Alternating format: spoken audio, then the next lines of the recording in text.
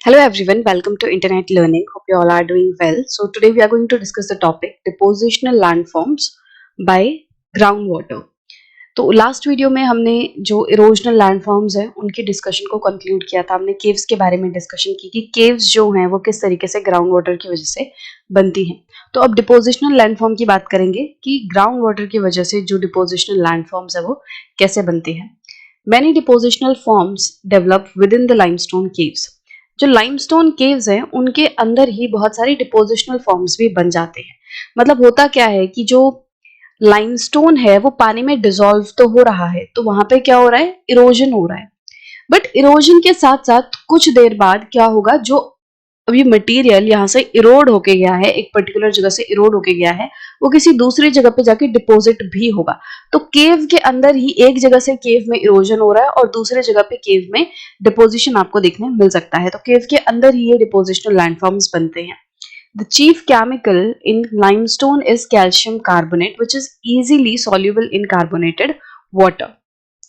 तो हमने देखा कि ग्राउंड वाटर जो है वो ज्यादातर उन रॉक्स में इरोजन या डिपोजिशन करता है जो कि लाइमस्टोन या डोलोमाइटिक रॉक्स होती हैं। तो लाइमस्टोन की अगर बात करें तो लाइमस्टोन मेनली किस मिनरल का बना होता है, इसमें होता है कैल्शियम कार्बोनेट। कैल्शियम कार्बोनेट जो है मेनली लाइमस्टोन में बना होता है और कैल्शियम कार्बोनेट जो है वो कार्बोनेटेड वाटर में इजीली सॉल्यूबल होता है। मतलब कि जब रेन वाटर के साथ उसमें कार्बन डाइऑक्साइड मिल जाती है तो वो कार्बोनेटेड वाटर बन जाता है। जैसे आप जो कोल्ड ड्रिंक्स पीते हो वो भी एक तरीके से कार्बोनेटेड वाटर ही होता है, उसमें फिज रहता है ना, तो वो फिज जो है वो कार्बन डाइऑक्साइड की वजह से होता है। तो पानी में जब कार्बन डाइऑक्साइड मिक्स हो जाता है तो वो कार्बोनेटेड वाटर बन जाता है। ये जो कार्बोनेटेड वाटर है ये कैल्शियम कार्बोनेट को अपने आप में डिसॉल्व करवा लेता है। मतलब कार्बोनेटेड वाटर के अंदर लाइमस्टोन मिक्स हो जाता है, डिसॉल्व हो जाता है।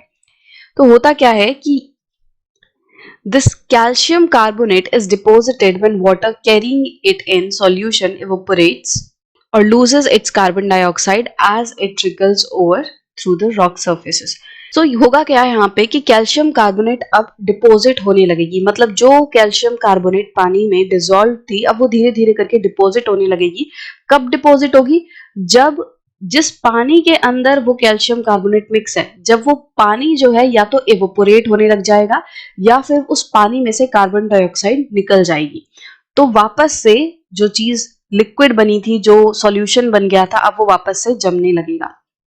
तो ये पूरा प्रोसेस अब आपको और अच्छे से समझ आ जाएगा जब हम इन लैंडफॉर्म्स को डिस्कस करेंगे। तो स्टेलेक्टाइट, स्टेलेग्माइट्स एंड पिलर्स, तो ये तीन मेन डिपोजिशनल लैंडफॉर्म्स हैं जो कि केव्स में बनते हैं।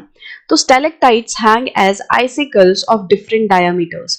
आइसिकल क्या होते हैं, जैसे आपने पिक्चर्स वगैरह में देखा होगा, जो बर्फीले इलाके होते हैं तो उनके घरों की छतों पे, जैसे ये एक तरीके से रूफ है घर की, तो उनके इस पूरे एज पे बर्फ के तिकोने इस तरीके से पीसेस लटके हुए होते हैं।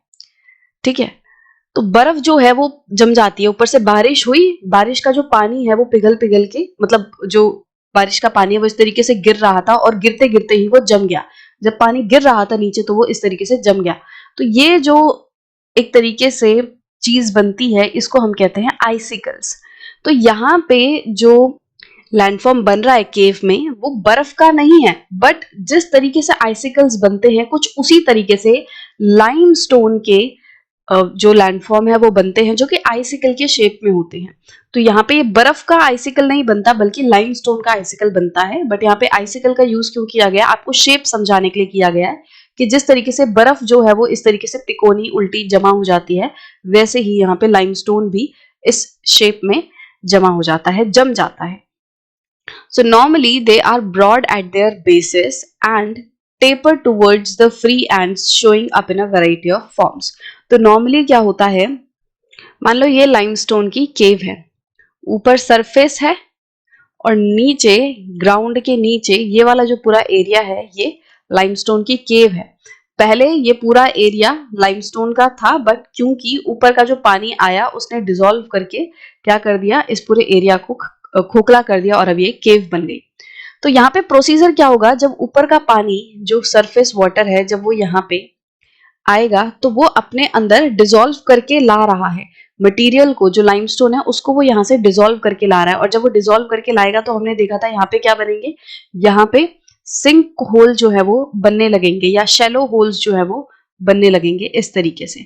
तो जो ऊपर से मटेरियल डिसॉल्व हो क्या रहा है, अब यहाँ पे ये कार्बोनेटेड वाटर है, ये जो रेन वाटर है, जो बारिश का पानी है, इसमें कार्बन डाइऑक्साइड मिक्स है।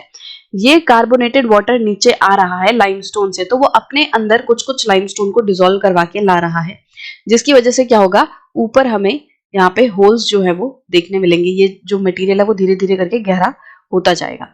ठीक है, अब जब ये पानी नीचे आएगा तो हो सकता है इस पूरे प्रोसेस में अब इस पानी ने अपने अंदर से कार्बन डाइऑक्साइड लूज कर दी, क्योंकि ये काफी अंदर होगा, जैसे मान लो ये कुछ मीटर अंदर है, काफी मीटर अंदर है, तो यहाँ पे क्या होगा, इस पूरे रास्ते में जो पानी है उसमें जो कार्बन डाइऑक्साइड थी अब वो हट गई।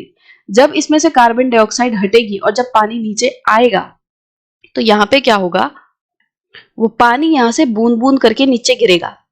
जब वो बूंद बूंद करके नीचे गिरेगा तो यहाँ पे धीरे धीरे करके ये जो पूरा लाइमस्टोन है जो पानी में डिसॉल्व था अब वो जमने लगेगा, क्योंकि कार्बन डाइऑक्साइड की वजह से ये डिसॉल्व था। बट अब कार्बन डाइऑक्साइड यहाँ से निकल गई, तो जब पानी गिर रहा है तो पानी तो नीचे गिर जा रहा है, बट उसका जो उसमें जो लाइमस्टोन है वो यहाँ पे जम जा रहा है। ठीक है, तो यहाँ पे क्या हुआ, इस तरीके से जो लाइमस्टोन है वो जम गया। तो उल्टे ट्रायंगल टाइप इस तरीके से यहाँ पे आइसिकल्स की तरह आपको लैंडफॉर्म्स दिखेंगे। तो ये है लाइमस्टोन के।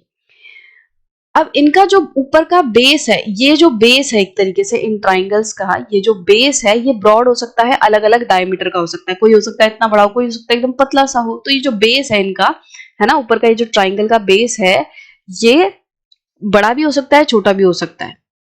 और जैसे जैसे ये फ्री एंड की तरफ आएगा, फ्री एंड मतलब ये नीचे वाला इलाका है, ये किसी से टच नहीं है ना, ऊपर वाला पार्ट इसका केव की रूफ से टच है और नीचे वाला फ्री एंड है, तो ये वाला जो फ्री एंड है ये थोड़ा तिकोना हो सकता है। ठीक है, इस तरीके से पॉइंटेड फॉर्म ले लेगा।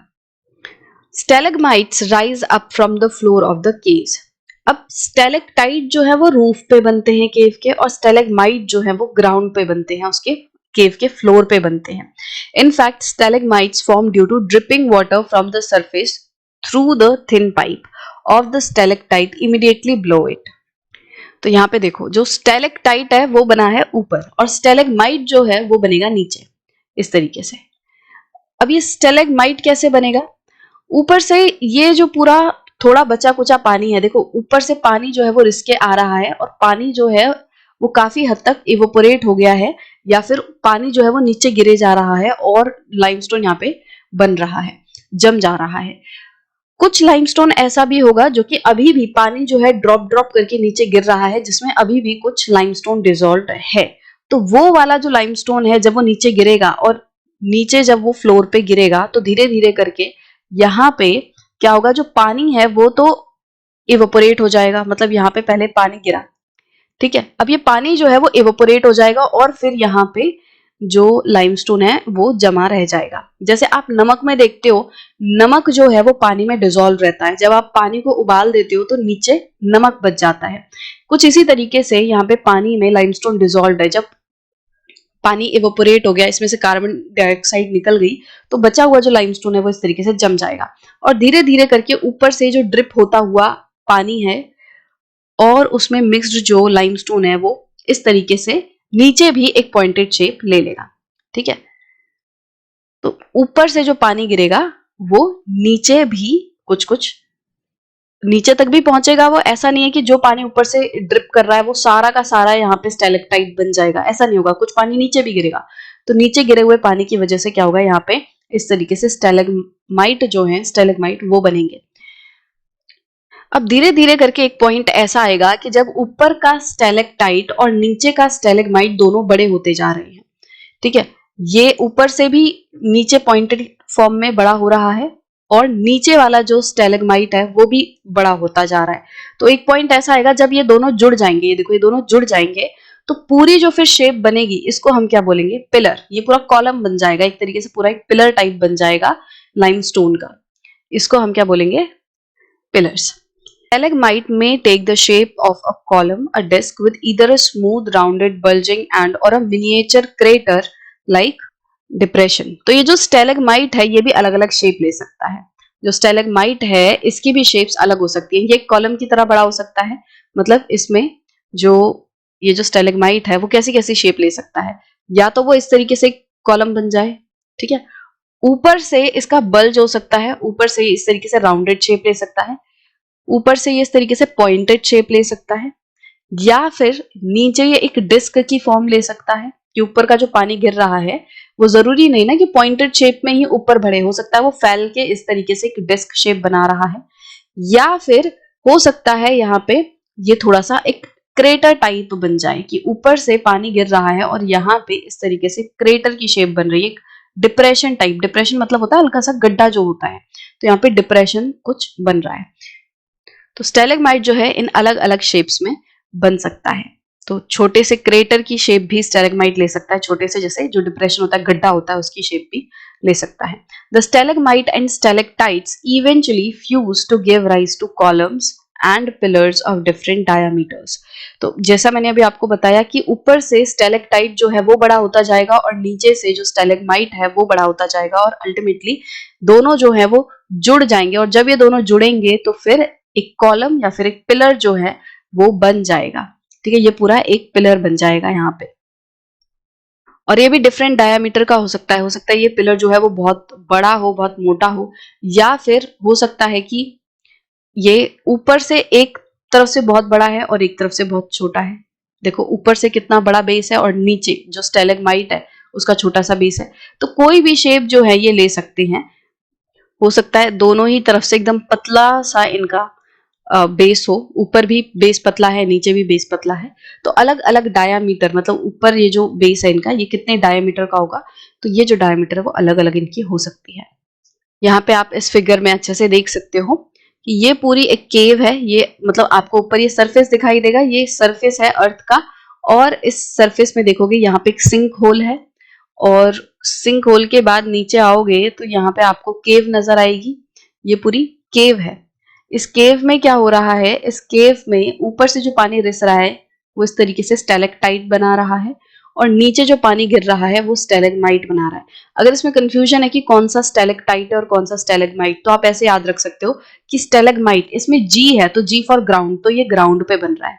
ठीक है, तो ये जो स्टेलेगमाइट है वो ग्राउंड पे बनने वाला फीचर है, तो बाकी बचा क्या, स्टेलेक्टाइट, तो ये रूफ पे बनने वाला फीचर है। तो इस तरीके से आप इसे याद रख सकते हो। तो स्टेलेक्टाइट जो है वो ऊपर बनेगा और स्टेलेगमाइट जी फॉर ग्राउंड, तो ये ग्राउंड पर बनेगा। और ये अल्टीमेटली ये देखो इधर पे ऊपर का स्टेलेक्टाइट और नीचे का स्टेलेगमाइट दोनों मिक्स हो गए और ये एक पिलर बन गया। और यहाँ पे स्टेलेगमाइट जो है इसकी अलग अलग शेप देखो बन सकती है। यहाँ पे इस तरीके से उबड़ खाबड़ है, छोटे छोटे आपको डिप्रेशंस भी यहाँ पे इस तरीके से देखने मिल रहे हैं। ठीक है, तो आई होप कि आपको अब स्टेलेक्टाइट, स्टेलेगमाइट एंड पिलर तीनों ही जो डिपोजिशनल लैंडफॉर्म है वो अच्छे से क्लियर होंगे।